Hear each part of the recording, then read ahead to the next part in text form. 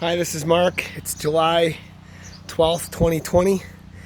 Just updating my hydroponic garden. We had a massive rainstorm, which we did need desperately, but it really took a toll on my tomatoes. Those are my Dutch bucket tomatoes up there, growing out of control, obviously. Lettuce is doing great. I actually just had to harvest some because it was just getting too big.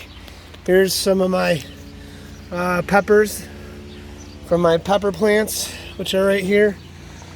This section of my tomato plants that I put in my ebb and flow bed, which I will not do again. They're just too big. What I should have done and what I will do next year is I'll keep all my tomatoes in the Dutch buckets or in the ground.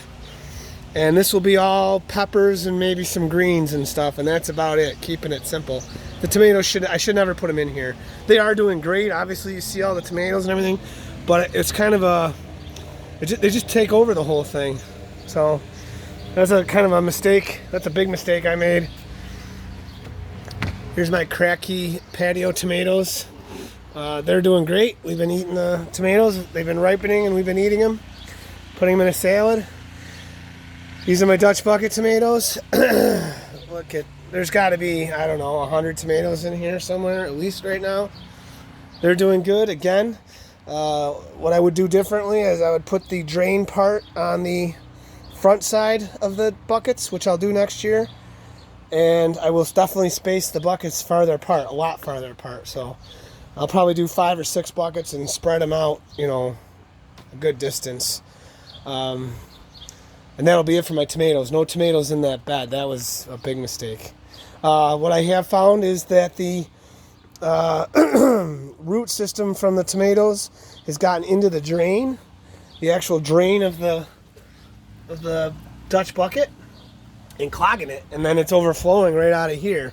I emptied my sump twice because I came home, 2 different buckets, 2 different incidences where the roots got in and overflowed that. So I got to come up with a better way, maybe a screen, I don't know yet exactly, or maybe those pre-manufactured, I can't remember the name of those buckets. And here's your traditional garden tomatoes. They're doing good too. I got a bunch of tomatoes growing here. They're growing a lot slower, obviously, in the dirt. I did sample some of these tomatoes when they ripened, and from the hydroponic system, and I thought they tasted excellent. So I had 2 woodchucks, a mom and an adolescent woodchuck that I trapped. Here's my trap that my friend Bob lets me borrow, a homemade woodchuck trap. And I use cantaloupe and some of my lettuce as bait. The cantaloupe works very well though, but I haven't seen a woodchuck in probably 3 days, so I think I got them all. But they will get into your garden. They're kind of fat, and I could see them climbing over that fence or just pushing it down. So that's where it is right here.